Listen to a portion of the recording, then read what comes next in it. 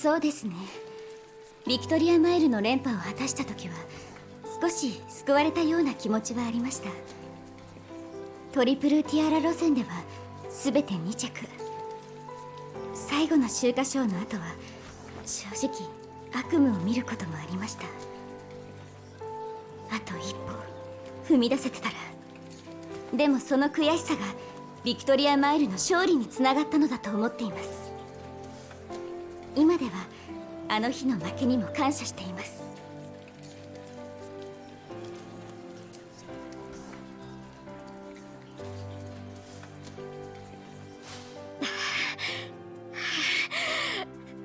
くそ、最後もっと加速しないと。もっと頑張るんだ。じゃないと偉大な馬娘になんかなれない。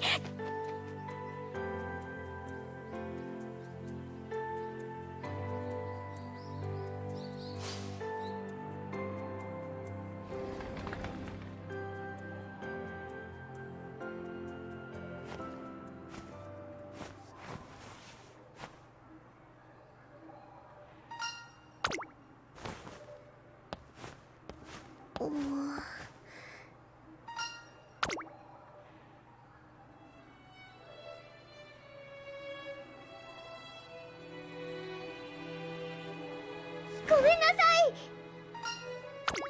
私昔からね、おねだり上手なんだからってみんなに言われてきたの。パパもママもお姉ちゃんたちもすっごく優しくて、いっぱい甘やかしてくれて大好きなんだ。しばちにはなんか失敗しちゃう時もあるけど、でもみんなにいっぱい愛をもらって生きてきたの。おもちゃもおやつもお友達も始めたてのレースだって、欲しいものは何でも私のものだった。でもね、初めて実らなかったものがあるの。それがドバイへの気持ち。子供の頃にね、家族でドバイに旅行に行ったの。そこでね、私超すっごい世界を見たんだ。本当にすっごかったんだから。見るもの全部がキンラキラで超セレブ。私もセレブになりたいってすっごい思った。絶対ここに住むってパパとママにおねだりしたの。でもできないって結局叶わなかった。諦められなくてドバイのことをいっぱい調べたの。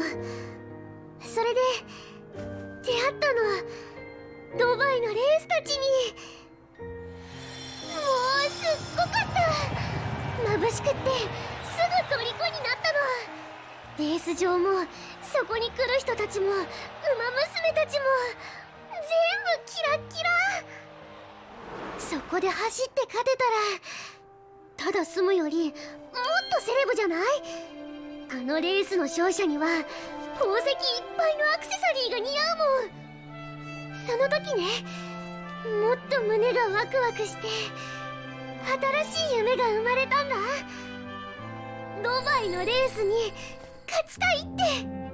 でもママもパパもお姉ちゃんたちだってビボロスはまたそんなこと言ってって本気じゃないって思ってる。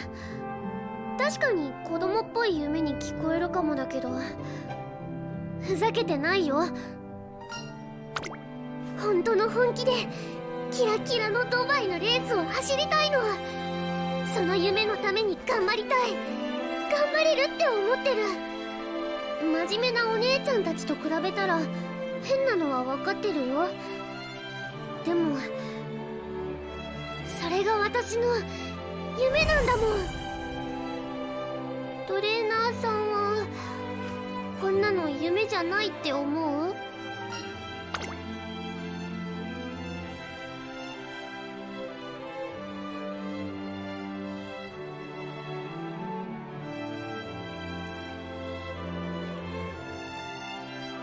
やっぱり真剣じゃないかな。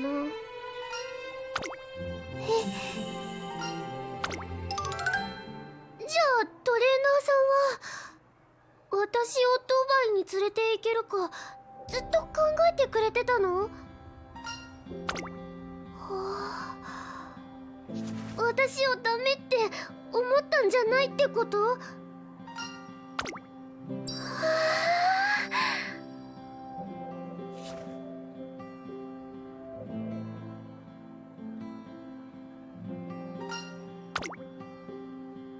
それってトレーナーさん、私期待しちゃうよ。私をドバイに連れて行くイメージが見えたってことだよね。じゃあ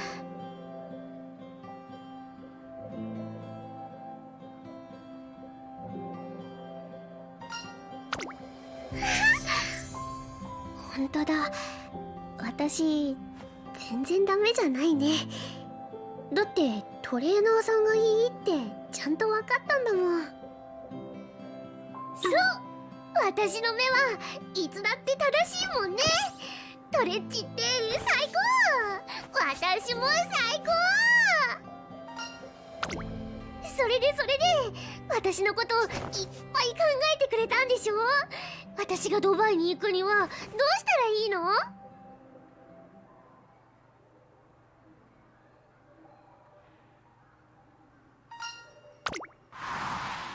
それで以前お気に召していたスカートがちょうど入荷したんです。